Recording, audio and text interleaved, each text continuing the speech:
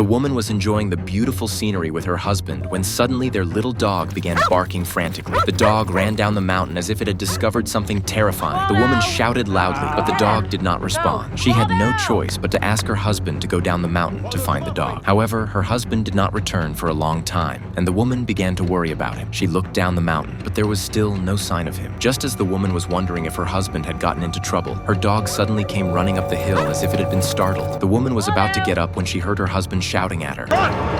Go! Go!